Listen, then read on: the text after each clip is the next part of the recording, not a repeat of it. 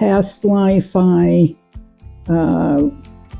was a school teacher. I was a mother of two, and I worked for the state of New Jersey as a deputy attorney general. A rewarding thing I'm doing in my retirement now is participating in the creative writing class conducted here at Arbor Terrace by a former teacher, Eva Barron. And I am using that class to, bit by bit, assignment by assignment, examine aspects of my life. And I find that very, very rewarding. I worked part-time in the office with my husband. I never had a career. I never felt I needed a career. I never felt that I was lacking in anything, but we had a housekeeper who came in, took care of the kids, and I went to work in Erwin's office, and it was a pleasure. And my sister and I decided we were going into business. At that point, I felt I needed something more to do.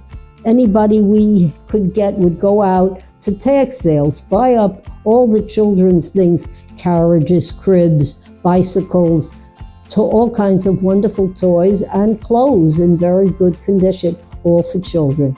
We had a little store in Richfield Park where we started. We called our business Second Childhood, and we grew. We moved to Teaneck in 1964, and it was the height of political activism. Everybody was involved in something. There was the women's rights movement, the anti-Vietnam War movement, the civil rights movement, you name it, and there was something to join. And I often said I barely unpacked my dishes and went down to the local campaign headquarters and signed up. After working as an advocate, as a volunteer, being involved, I decided I would put my toe in the water, and with a little bit of trepidation and with all the fears that every woman feels when they get into this kind of atmosphere, I filed my paperwork to run for council in March of 1990. Fast forward, somebody in those legislative districts, my predecessor, Senator Byron Bear, so resigned due to illness. And I went into the convention and won that convention and went into the state Senate. And after a few years in the state Senate, I was elected the majority leader of the New Jersey State Senate. Thankfully, did not have to resign due to illness, but retired due to my choice that it was time to retire, give up my steps, and move to Arbor Terrace.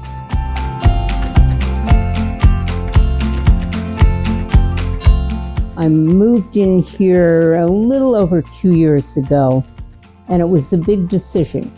I had owned my own condominium after 2 years of COVID, ordering meals in and everything else that went through that. So I decided to sell the condo and spent a little time looking around at apartments because I wanted to stay in this geographic area. So kind of on the spur of the moment, I decided to look at Arbor Terrace. And I walked into this apartment, which was so bright and so sunny, and the windows around overlooking the trees and the Teaneck Creek Conservancy actually made me happy. So it really was and is, I think, one of the best decisions that I made. And I was just talking to my daughter who's visiting. We had just gone downstairs for a walk, and she said, you know, there's always somebody to chat with, and if you don't feel like chatting with anybody, you can just stay home in your own apartment. So living here in this area where I have functioned most of my life enables me to continue doing that. Friends come and visit. I have friends lots of times come for lunch. We go out to dinner. I talk to people in the dining room at night who've been to the theater in the afternoon or have gone to NJ Performing Arts Center. I need a doctor's appointment. I sign up and Francisco comes with the car service and drives me to my doctor's appointment. So it is a marvelous place to live. And not only does it enable me to keep up with my own social structure, but it enables me to meet new people. The apartments here were very attractive and the surroundings were really nice. It's like living in the middle of a park. My husband became ill with a coronary problem, but he is 8 years older than I, and he started to show wear and tear of the two operations. You know, it's very difficult. I never thought I would ever lose him. It was unbelievable. After he died, there was no need for me to remain at the Bristol. I didn't need assisted living. I wasn't going to be by myself in an apartment or live with any of my children. So we looked and we found Arbor Terrace. I'm able to participate in almost all the activities. I enjoy the activities. And I've met some wonderful people. We have formed what I feel is a kind of family.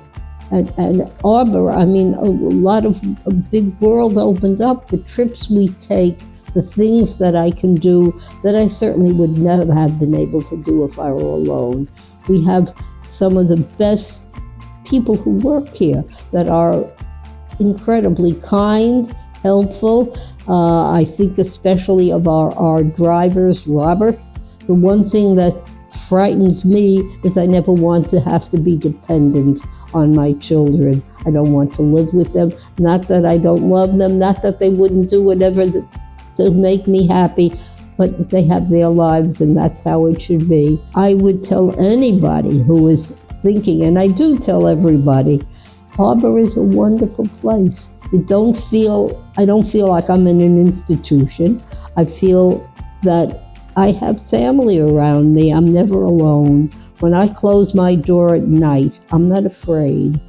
There's always someone around, and I know they would help me if I need it. So to anybody who might be interested, come talk to me. I would love to meet you. I'm be happy to tell you and share all my experiences at Arbor. And from the bottom of my heart, I have nothing but good experiences here.